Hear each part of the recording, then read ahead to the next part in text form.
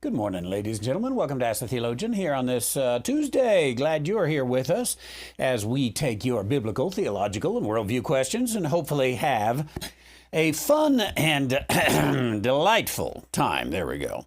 And let's be biblical, let's be entertaining, let's be right dividing, let's be a little snarky and throw in a little sarcasm just for the fun of it. How is that? And welcome to each and every one of you, wherever it is you are from. You got a question live? If you're new with us, the way you do it is put the word question, or you can always go to askthetheologian.com and be all good, be ready to go. It'll be fun. It'll be enlightening. You know, I was just going to show you here. I don't know.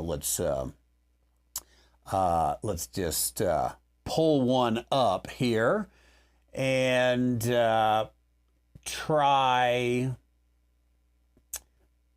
science. How about a little science class today? For the John Nelson Darby, if you were in the 7th grade, here you go. Overview of the Earth's structure. There we go. The layers of the Earth, you know, core, mantle, outer core, all that kind of stuff. And the crust, the mantle, the core. Look what we do here at the John Nelson Darby Academy. We question the age assumptions. And we look here. Many textbooks say the Earth is about 4.5 billion years old. This age is based upon certain dating methods. Talk about what we know, what we don't know, and bring that together. That's the lesson coming up soon for the 7th graders at the John Nelson Darby Academy. Would love to have your kids, grandkids, neighbor kids, all the other kids around. It will be a delight. Okay, now let's get into your questions today and see what is on your mind today here. Let's see. I think I was going to start out with Pastor Timothy, if I am correct in my memory, which I might not be. But even Pastor Timothy says, "Am I wrong?" I don't know. I think you're talking about, are you wrong? But Pastor Timothy says, lately I've been comparing 3 Greek manuscripts as I study. They are Textus Receptus, Byzantine, and Westcott and Hort. Let's just for a little glossary. Textus Receptus is typically what we're talking about, like Scrivener's Textus Receptus. It is the one that the King James is based on. I'm going to define these anyway. You might find a little bit different definition. I might sometimes use it in a more broad sense than this. But let's take the Textus Receptus as that's underlying the King James. Then let's take the Byzantine style text, Byzantine family of texts. Let's call that the majority text. That is, there are thousands out there. You know, there really are. This perhaps is going a little too far, but not really. No two texts are the same. So you've got thousands. You've got the Textus Receptus, upon which the King James is built. You got the Byzantine texts, which none of them are the same, but they all say the same thing. You know, little differences in spelling. There's virtually no difference. As we have said before, it's sometimes, you know, let's say it's 1:30 or it's 1:30. Okay, we'll take it either way. And then there's the Westcott and Hort. That is the basis of the critical text. Now, they're already on, went through several editions of the Westcott and Hort, and then they went into the Nestle Aland, and they're on the now 29th version of the Wesley Aland. So the Nestle Aland. So, you know, depending on which version you are, there's all sorts of differences within those. And those have some substantive differences. Now, okay, so Pastor Timothy says, been going through these manuscripts as I study. I think it's a good thing to do, by the way, to go through. Not if you just have to have a Sunday school lesson ready, a sermon ready, whatever, and you just need it done. But there's some curiosity things that we ought to dig in. Say, hey, I wonder what's up here. So going on, what I have found is that they are almost word for word. That is very true, even with the Westcott and Hort. At least in a sense that we would say, yeah, there's no measurable difference here. Yes, as long as we keep the word almost. Pastor Timothy goes on saying, I'm not saying there are no differences, but so far I haven't found any that really matter. What I have found is a tremendous difference in the translation into English. Okay, let me stop right there, and then there's going to be a little more to this that we'll pick up before we get into this translation issue. You hit on a very major thing. That is, you have a underlying textual difference, and you have a difference of interpretation or translation difference. Translation is typically an interpretation of some sort. So those two areas are where you're going to get into a difference. Now, I would not say there are no differences that really matter, because you do have some things like the Westcott and Hort does not include, say, the story of the woman caught in adultery. It doesn't include the Johannine comma. What is that? From 1 John chapter 5, right in there. The one that speaks about the Trinity. There are three that bear witness. That's not in there.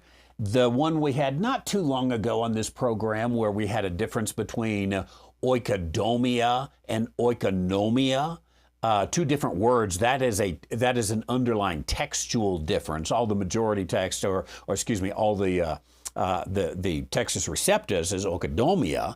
Many of the other are oikonomia. That is, it's not how you translate, it's what you're translating. So there are some underlying textual differences that have to be considered and encountered.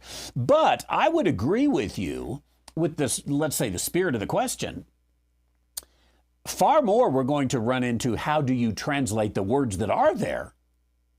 Even if we can agree this is the one that we should go with, I think we should work on agreeing on that, by the way. But even if we could get there, we're going to translate. Let's say that the translators at the ESV and the NASB and the NIV and those kooks at the Net Bible and all, let's say they finally wake up and smell the coffee. And they say, oh, wait a minute. We chose the documents that came out of the trash can. What were we thinking? Let's switch and do the Textus Receptus. But we want a modern version of it. Well, that's what the New King James did, right? Same text, we just want to modernize it. We would find still that wouldn't fix the problem. I think we could find, obviously we would want to look through it here to find it, but we could find a number of places where we would say, yeah, New King James and King James translated the exact same words, but the issue was their interpretation and how they translated. So, Pastor Timothy goes on, what I found is a tremendous difference in translation into English. For example, love examples, 2 Timothy 2:15, of course, one of our favorite, study to show thyself approved unto God, a workman that needeth not to be ashamed, rightly dividing the word of truth.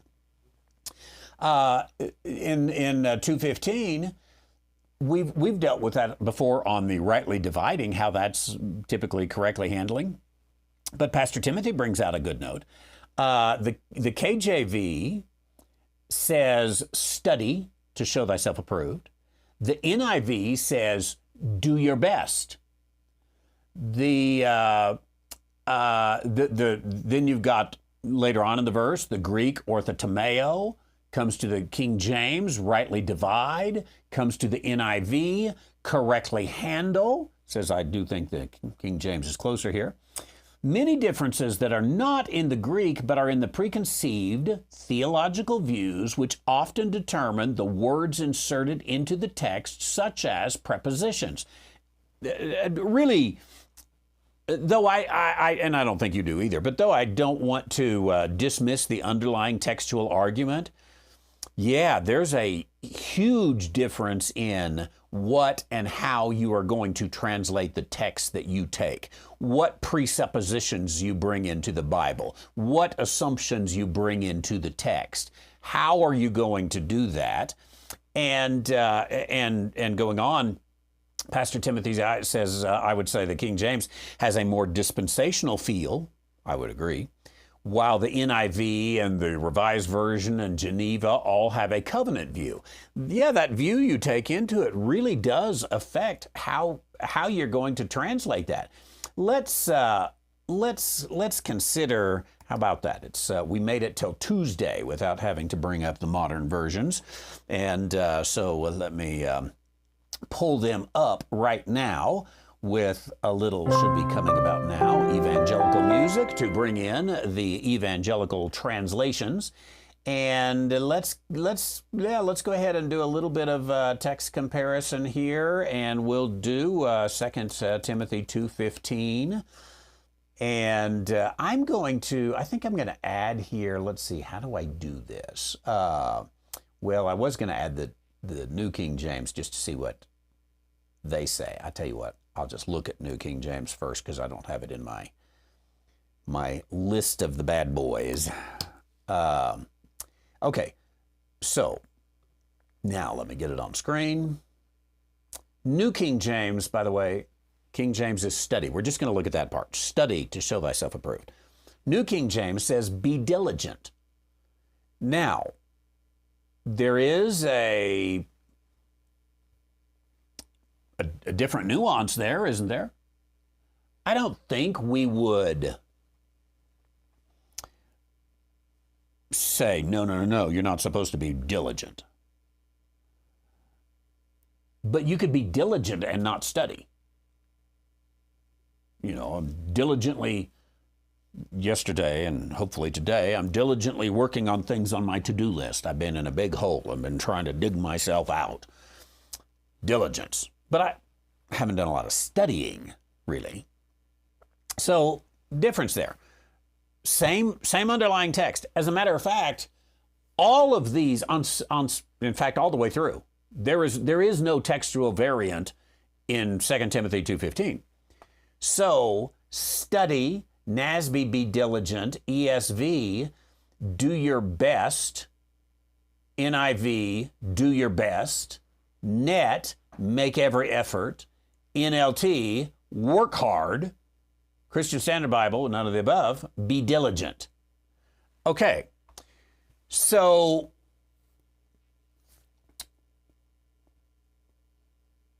are you to be diligent? Are you to work hard? Are you to make every effort? Are you to do your best? Are you to study?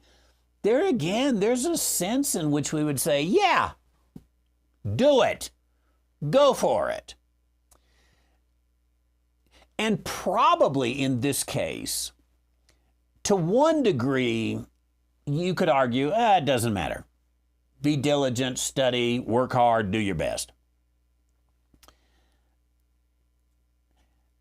So what we would want to then say is, why did the King James use particularly a study word here? Study has to do with, learning, with information. Work hard, like the New Living Translation, or make every effort, like the Yahoos at Net. That doesn't narrow it to words. So how do you work hard when you're dealing with the word of truth? You work hard with a shovel? You work hard with a hard hat? You work hard with scissors. I guess it does say rightly divide, right? It just doesn't say cut out. So I think that King James probably comes here, and I bet they've got some to go with in classical Greek too. I think they come and say, hey, there's only one kind of diligence, of doing your best, of working hard, of being, giving your every effort. There's only one kind of effort we're talking about when it's words. Now, you could go to the 7th grade classroom and you could say, hey, work hard today. Hey, be diligent to study this stuff. Hey, do your best on this. All that would be appropriate, right? What you mean in all that is study. So I think the King James does a good job at saying, hey, let's really get down to what's being communicated here. What, in this case, is Paul asking us to do? And he's asking us to study. So what you've got is, and I think you see this in a number of places. I would say, in doing a lot of scripture comparison, over, 10 or 15 years, I started comparing scripture.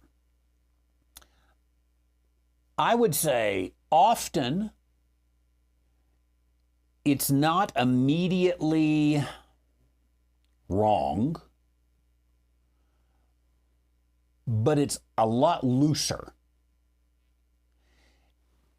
And when you put, let's take a car illustration. You've got your automobile out there.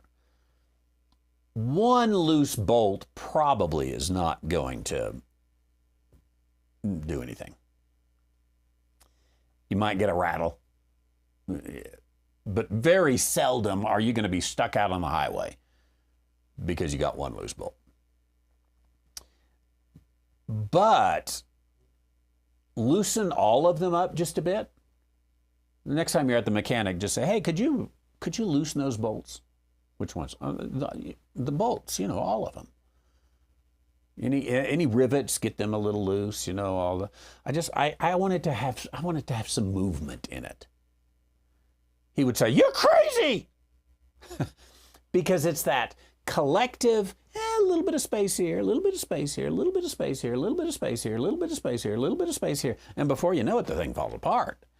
I kind of wonder if we don't get into, if that's not, going back to Genesis.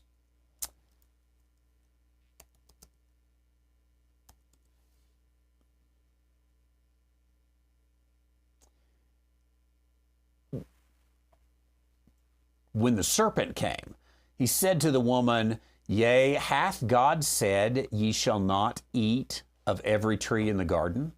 It's a little looser there. Maybe it's not the greatest example here, but he just kind of loosened it up. Oh, we can eat from the fruit of the trees. It's the fruit of the tree which is in the midst of the garden. You shall not eat of it. The serpent said, well, you shall not surely die. Just loosenable. And before you know, there you go, the thing falls apart. So there's a sense in which you are right, and a sense in which somebody could argue, it's just a little, be diligent. Spuede is the word. The Greek word just means, literally we get the word speed from it. Go fast. That word has a context in it, and so that's where it has to come. Because clearly there's a little bit of, what would you call it, metaphor here? He's not saying, read it fast, even though that's the word. So the translators then had to say, okay, what does he mean by go fast to approve? And you look at that, and you look at how other people use the various term, and it's carried out there. Appreciate it. Let's come in with a fella who comes in on a horse with no name, and he says, la, la, la, la, la, la, la. Did you get it? think so.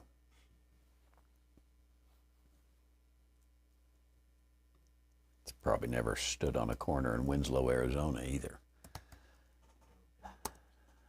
Colossians chapter 3, verse 11, the question says, hello.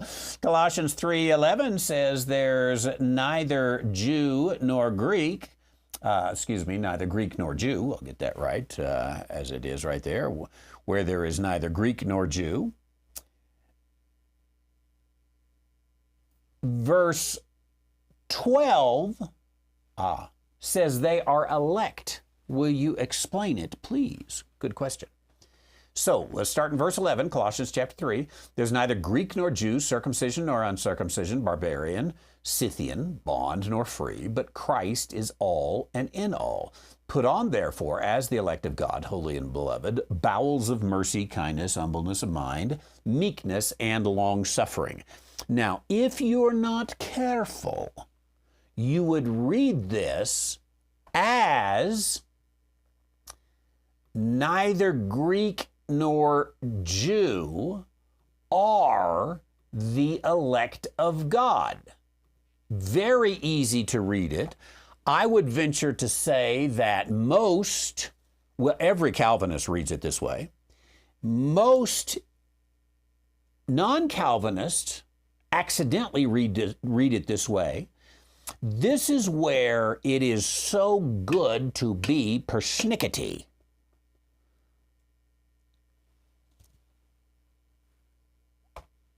The key is right here. That little tiny word. That is an adverb, boys and girls. An adverb modifies a verb. So, I think, why don't you check this out, Snurdly? Is the word as always an adverb? In English. We're going to find out here.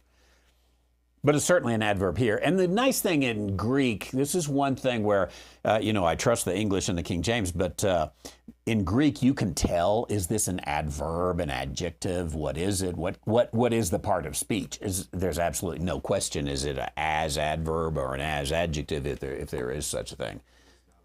Not always, okay. So in English, we can't really tell. In Greek, you can absolutely tell. It's one of the benefits of going to Greek. And again, if you can do Blue Letter Bible or Logos or whatever, some underlying software, it'll tell you. You don't really have to know Greek. You just have to know the principles of Greek to be able to do this.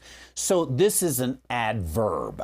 Now, an adverb has to modify a verb. And typically, it's fairly easy to find, and that is, it's close. Here, the verb is, let's go ahead and put that together. The verb is put on. Put on, and here, let's go ahead and put all of that in blue. Let's call this the verb, and the blue is the direct object. Put on what? Bowels of mercy. Actually, I should take this off. We'll put that in red. We've got our subject. That's the people who do it. Hey, holy and beloved. Put on what? Bowels of mercy. How? Do it as the elect of God do it. What he's saying is, in the body of Christ, there's neither Greek nor Jew, circumcision or uncircumcision, barbarian, Scythian, bond or free. Christ is all in all. But when it comes to bowels of mercy, kindness, humbleness of mind, meekness of long-suffering, do just like they do. Put that on. So if I were translating it into modern English, I would say, hey, church, Just like the Jews under the Torah were to have bowels of mercy, kindness, humbleness of mind, meekness, and long-suffering, you do the same. They were to wear that as their robe. You do the same. So the key is this as. This tells how to do it. Put it on just like. You could read it just like. Just like the elect of God put it on, I want you to put it on also. So I hope that helps. By the way, there are two things that you could look into on this on Biblify. If you go to Biblify, you'd have to have an account to do this. And, excuse me, bring up this sidebar right over here and click friends and type my name in there and make sure you're following me. I'm someone interesting to follow, so follow me. And then when you do that, see on 11 and 12, there's a line underneath. Now on yours, if it's my note, it's going to be a line above that says, hey, one of your friends has got a note here. So then again, you can come right over here, you can click notes and click on the verse, like right here, verse 12, and it'll say Randy White's notes on Colossians 3:12. And there I go through, quite a long list of things there that you might want to look at. Now, one of the things I do is, well, first of all, I show how the elect of God is defined in Scripture using several verses.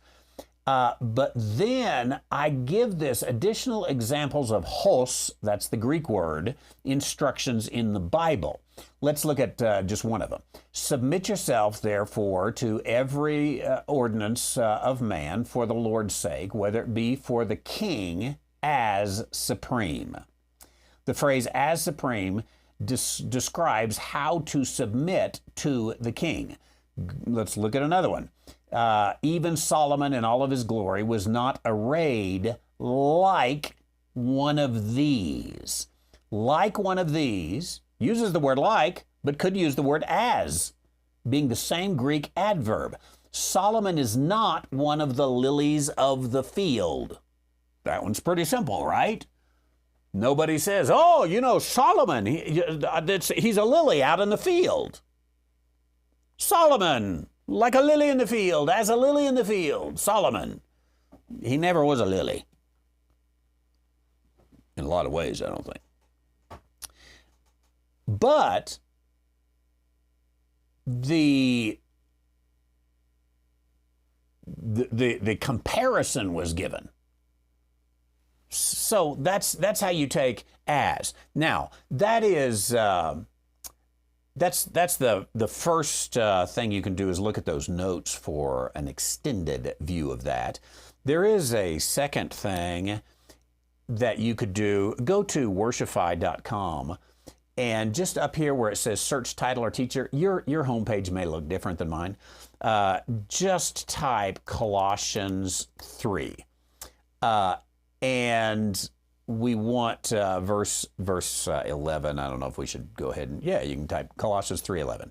And here it has, you just click on there, and there I am. The heart of the sentence. Waxing eloquent about Colossians 3:12, actually, here in this case.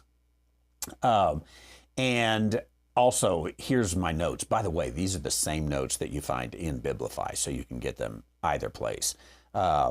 And check that out. We're getting closer on getting everything tagged correctly and whatnot. If you want to know what I taught in Worshify, to be able to put the text of Scripture there. Not always, but we try. We don't typically go back and put the text that we discuss in Ask the Theologian. It'd be a nice thing to do, but time keeps on slipping. Do you know where it's slipping? No. Into the future. Okay, thank you very much. Let's go to our next question of the day, which comes from Manny in San Antonio. Oh, how about that? Manny, I better send you an email. Says, I'm having a hard time ordering the book Romans Volume 1 and 2. Will you show me how?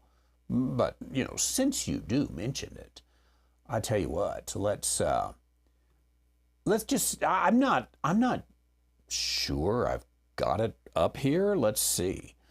Because actually, let me just type and see. Yeah, you're having a hard time because it's not there. That's why. But I've got sitting in my inbox the combined 1 and 2. But I've got some copies of Volume 1 and Volume 2, and so I tell you what, Manny, you won the prize. I am going to send you a free copy of Romans Volume 1 and 2. Don't let me forget that. Manny gets a copy. We'll send it off to you today, Manny. Thank you. Glad you want that. Appreciate it. Anonymous question. Hello, Mr. Randy, and hello to you too.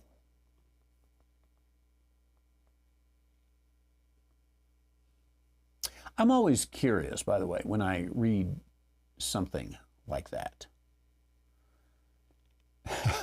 I'll come back to that. I see Pastor Mark here, the Wonder Boy over in Oklahoma. Randy's stealing the notes to my Bible conference. Listen, boy. If it wasn't for me, you wouldn't even have notes.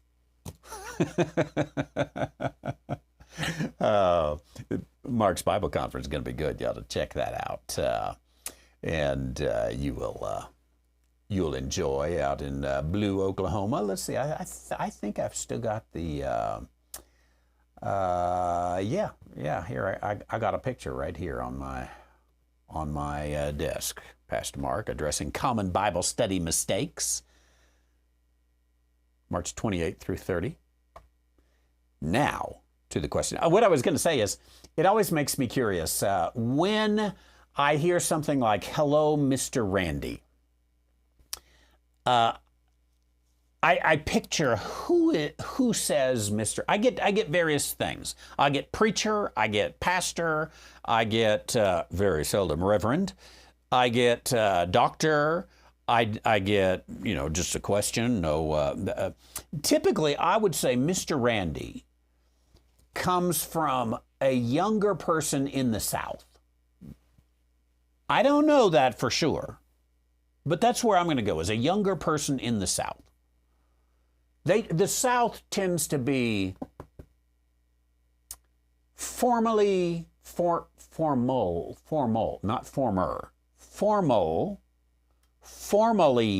casual. How's that? Is that an oxymoron? Formally casual? Driving Miss Daisy. That's casual, Daisy. I don't know what Miss Daisy's last name was. But then there's the miss on there, added on. So hello, Mr. Randy. Hello to you also, young man or young lady. Hello, Mr. Randy. Did Jesus come to die on the cross to save us from the lake of fire?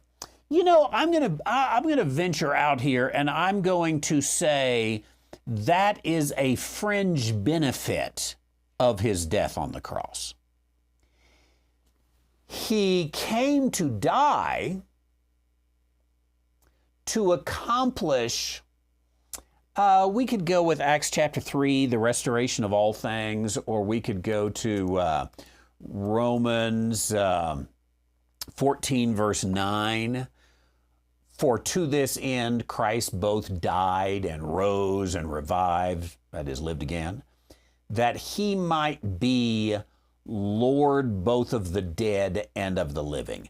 I think that little phrase right there is a good summary. You could find other places in the Bible that say Christ died for, but here, for to this end, it's really stated very clearly. If I can paraphrase that again, here is why Christ died, rose, and lives again. So that he might be Lord both of the dead and of the living. that would bring us into, is it Acts 3 or 4 that speaks of the restoration of all things, or restitution of all things? Maybe the word restitution. But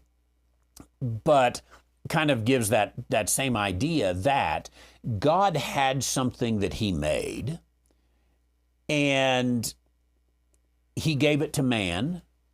Man, we'll say, destroyed it. Maybe a little harsh there, but man destroyed it, and God wants to restore it.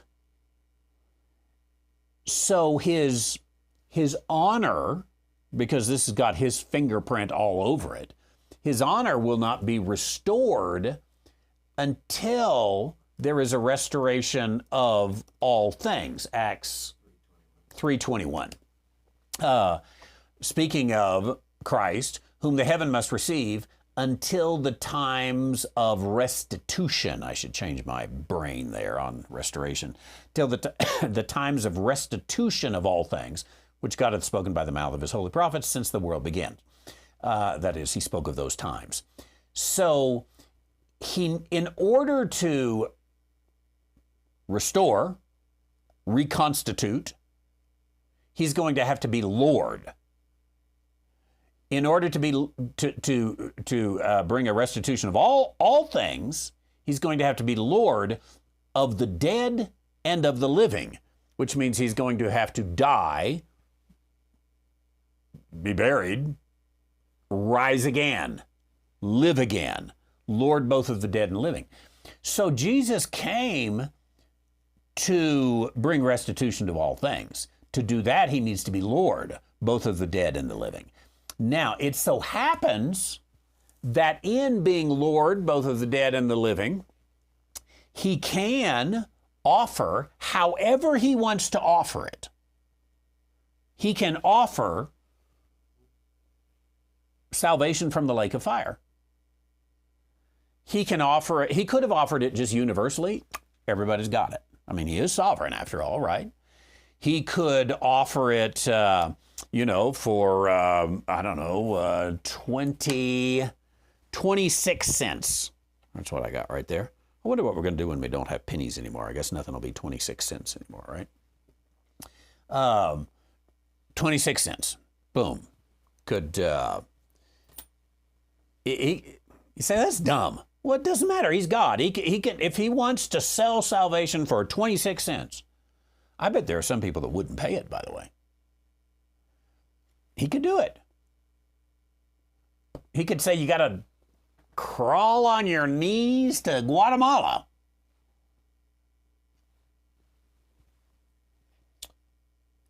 But nonetheless, because he died, buried, rose again, has the name that is above every other name, will bring about the restitution of all things, he's offering salvation from the lake of fire. So I don't think I would say that was the purpose he came. I think that gets a little too me-centered. Evangelicalism would always say, you're the only reason, and whatever. Remember that old song? I never did like it. There's a few others I don't like too, but that one, like a rose trampled to the ground, he thought of me above all. Above all, he thought of me. Seems to me like you're thinking more highly of yourself than you ought. So I think it becomes, selfish to think, just to save me from the lake of fire. Thank you. Next question, also anonymous, Randy. This is just a plain Randy, probably someone in the West. That's my guess. Previous one was from the South. This one is from the West. Randy, do you know where to put the 144,000 of the tribes of Israel? Motel 6, of course I know. Motel 6, we'll keep the light on for you. That's where we'll put them. Next question. I think they probably want more than that, you think? This isn't, I'm sure where to put is not like where they're gonna stay. But rather, where do you put them in the chronology? And to put them in the chronology is a little bit, what shall we say? Oh, by the way, Wesley, don't leave. I'm getting to your question today. I just scrolled down and saw it. You will get on today's program, Wesley. Okay. So we know we know there's 144,000. We know where they're introduced in the book of Revelation. What is it? Chapter 7? You want to check on that for me? I think it's about chapter 7. There's two places actually, but the first time it comes up, I believe, is chapter 7, chapter 12, if memory serves me correctly. But knowing the book of Revelation is not chronological, maybe you could say the book of Revelation is kind of like, here's a layer on earth, and then here's a layer on heaven. But sometimes those don't coincide perfectly, but it's a lot of, let's say, back and forth with some forward movement, obviously, and how much overlap. So it's a very difficult thing to put the chronology there. Where we, you want the ceiling of that? Yeah. 7. Okay, Revelation chapter 7. So chapter 6 gets us up, if I'm not mistaken, through the 5th seal. But that's really stuff that happens on earth. Do you really not have the sealing of the 144,000 until after the 5th seal? If you just read it, page by page in the scripture, you would put it at the 6th and 7th seal, as I mentioned, I believe, on Sunday in our dispensation of the judgment sermon. That's you're talking days, maybe weeks, probably not even months. They get just the last little bit that they're sealed. I think that chapter 7 says, wait, got to back up. Chapters 4 and 5, we were in heaven. Then I came down to earth in chapter 6. Now I'm going back up into heaven, but I'm not skipping the time that we were down on the earth. So I'm backing those heaven things back up, which means it's going to overlap with seals 1, 2, 3, 4, and 5. Now, where in that does it happen? I would have to say, I don't think we're told. I would think certainly by the midpoint of the 5th seal, which would be the midpoint of the 70th week. But you could argue, as early as immediately at the rapture, as early as the first four horsemen of the apocalypse. You could argue in there. I think you've got to go before the last half of the tribulation. And you look at what they do and what the two witnesses do, and you try to put all this together. It's not the easiest thing, but probably I would put them fairly early in the area of I'll get it here of the 70th week in there. I hope that's helpful. Not an easy one. We have all these chronology charts, but every time you see a chronology chart, you also should look and say, okay, somebody made some assumptions on this chronology chart, and we've got to put all that together and take care of that. There we go. Let's go to Wesley, the young man in British Columbia. Good to see you and your mom, Jenna, and the rest of the Gibson family. Thank you. And this is not an easy question here. Wesley has a question. How old are you, Wesley? I've forgotten. 8? I may be off there. Time flies. Could be 18 by now. But Wesley, my friend up in British Columbia, he's got a question. We recently had to put our dog down, Mom says. Wesley would like to know, what happens to our pets? Are they with God? You know, first of all, every boy should have a dog. I'm with you, Wesley, and it's man's best friend. A dog is a good thing for a boy to have.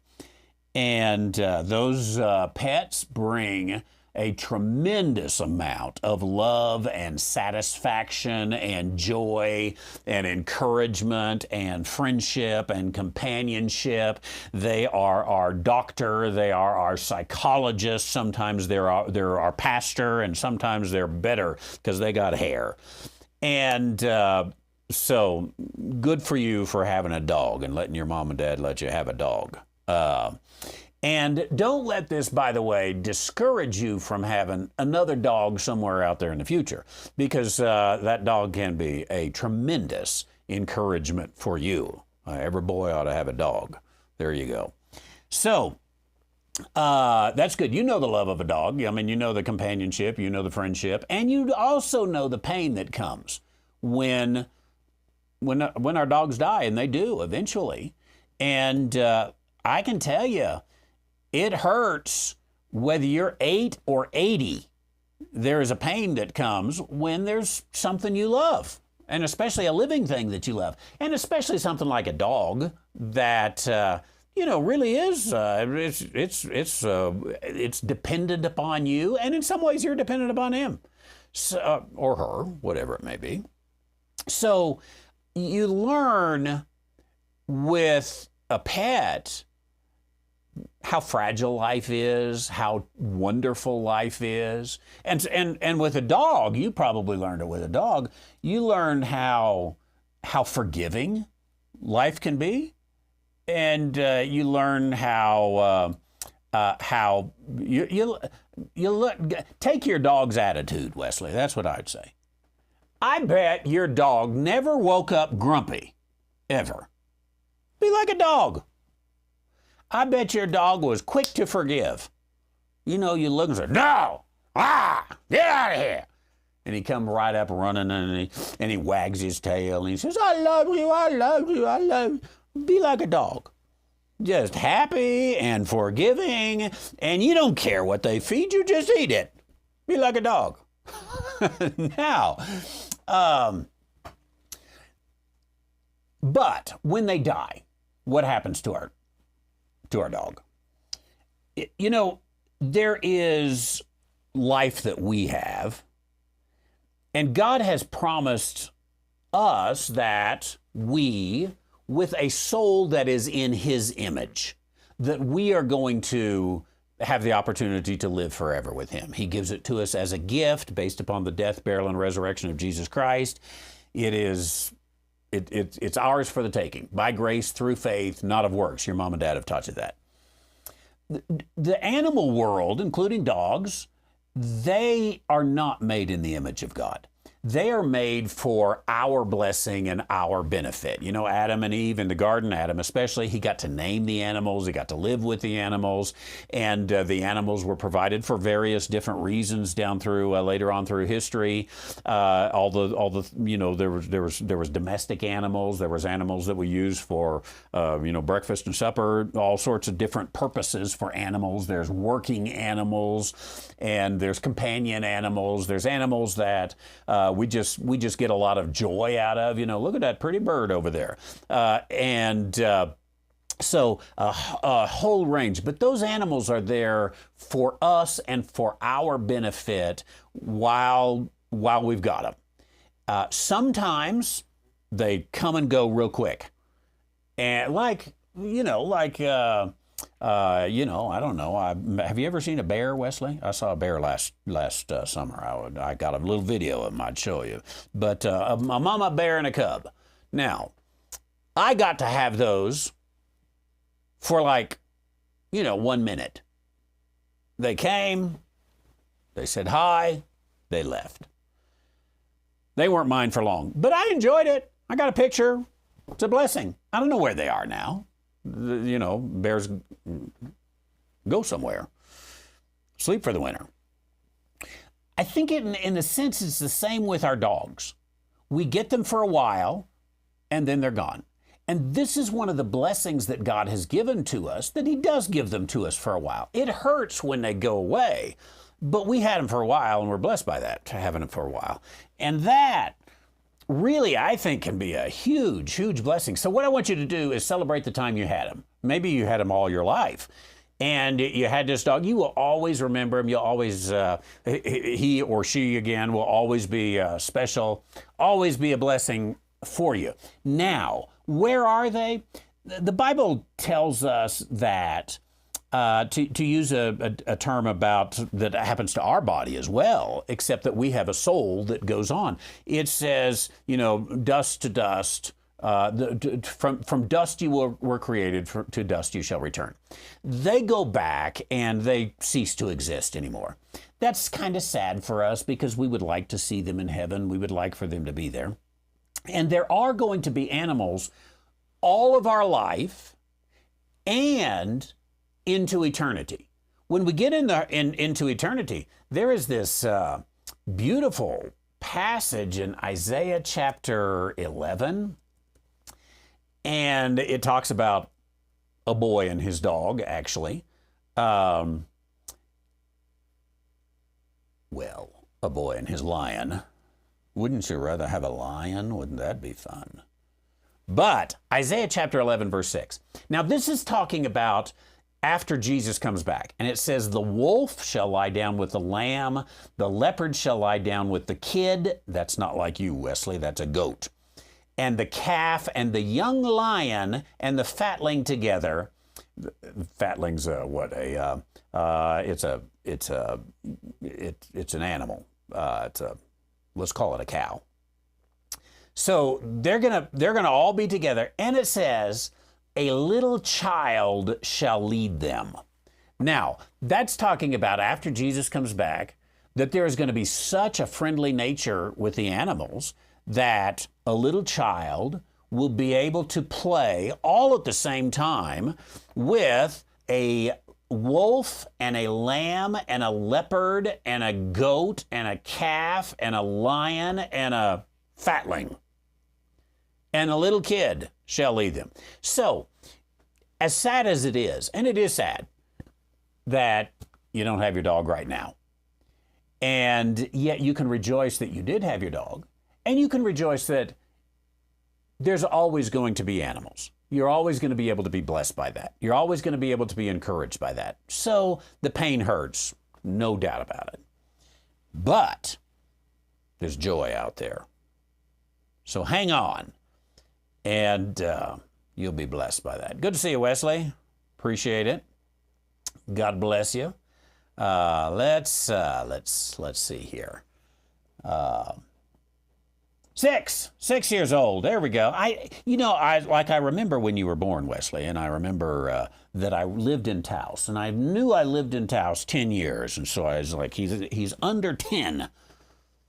But other than that, it all kind of slipped together. But come see me someday. I've been inviting your dad since before you knew him. He still hasn't come to Taos.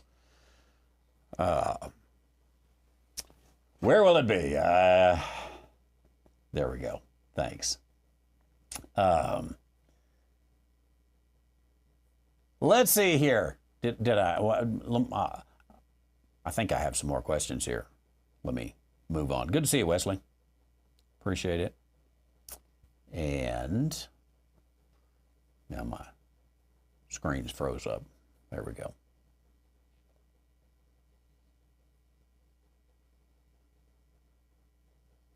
Here's one with a little history in it. I like that.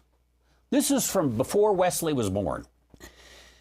From Gerard, our friend in the Netherlands, has a world political comment, I think, because I don't see a question mark, but we'll see. I've sent you a link with documented info, a study about the hidden truth that the U.S. is a crown financial colony due to POTUS Teddy Roosevelt and Woodrow Wilson. Those are the names I saw pop up, and so I thought historical question here. I do have your link, and I'm going to get to it here. But I'll say a couple things.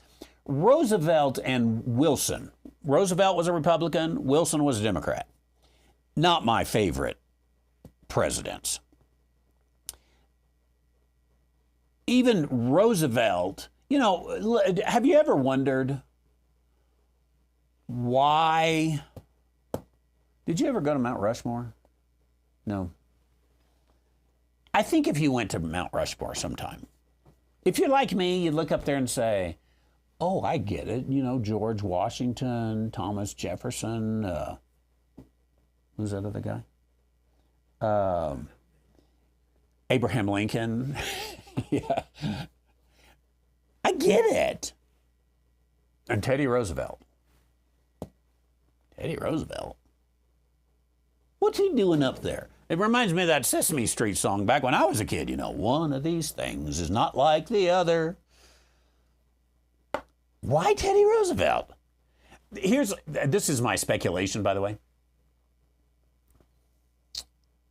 It's all in being in the right place at the right time.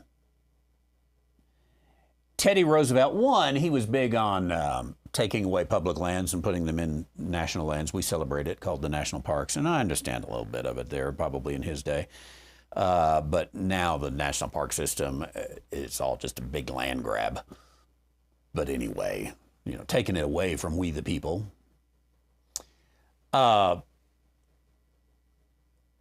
So, maybe it's a little tip of the hat to say, okay, he set aside, all this land.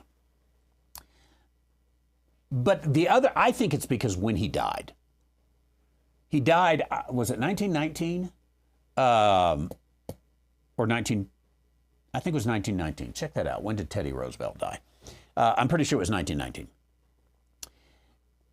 And that's about the time, it was shortly after that they started, Gutzon Borglum and whatnot, started working on Mount Rushmore. 19. He died. That's what I thought.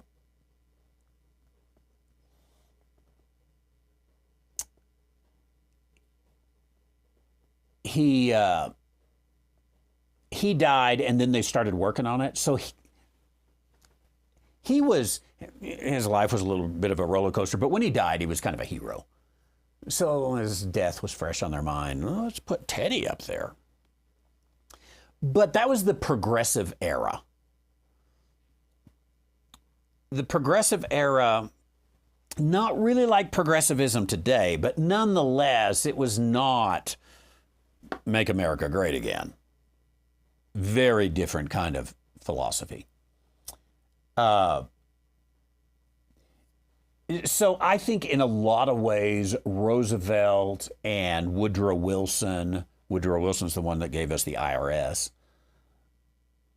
But Roosevelt, I think he probably was for an income tax, arguing for it about that time.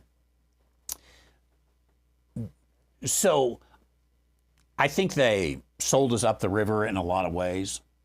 Now, and I'll go through in the documentation, but to the hidden truth that the U.S. is a crown financial colony, I say, no, it's not. It's a sovereign nation. And you don't believe it's a sovereign nation? Watch a guy like Trump go in and do what he wants to do within constitutional bounds, and they'll push it all. Every single president pushes constitutional bounds. Except for William Howard Taft. He didn't. That's why he wasn't reelected. That's a story for another day. Between Roosevelt and Wilson, we had Taft, whom neither Roosevelt nor Wilson liked.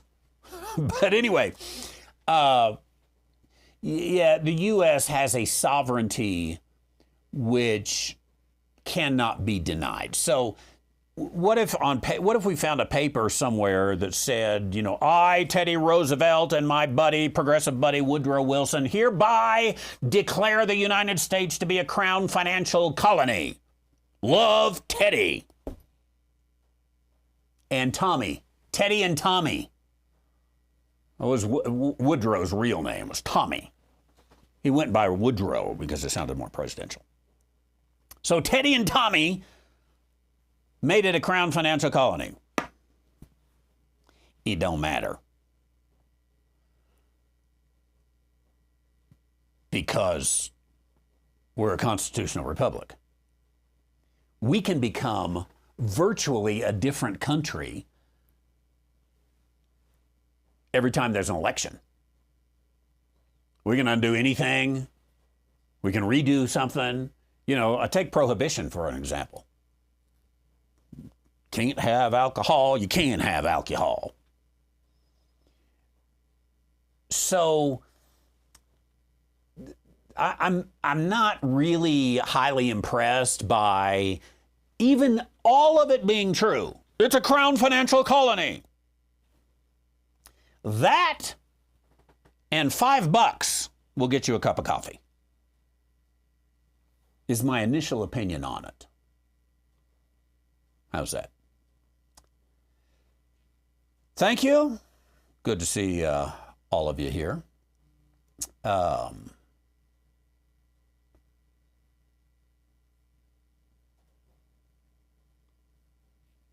Reading comments. And it's time to go, so I got to quit reading comments. I think I probably missed some of your stuff there. But thanks each one of you for being here today again. I look forward to it. You got a question? Put it in. I'll get to it tomorrow, I believe. AskTheTheologian.com is the best place to go. Stick that right in there. In just a moment, we're going to have, I've got it ready. I got to click the button and get it to go here. We've got a, here, I'll show you the draft. We've got a blog going up here in just a matter of minutes. And it's here, A Time of Ignorance, Rethinking Adam and Eve's, see, choice with no E. That's why it's not public yet. But just a little blog article that I've got here. It came from the question the other day about, hey, why did God put the tree of knowledge of good and evil there? We're going to check that out in just a minute and try to keep that blog going. Dispensationalpublishinghouse.com. And there's the blog. Manny, we'll get you a copy of that. God bless everyone. Thanks for being with us here. And again, a joy to see one of you. Thanks, Luca, for helping us on the side. And we'll see you all soon. God bless.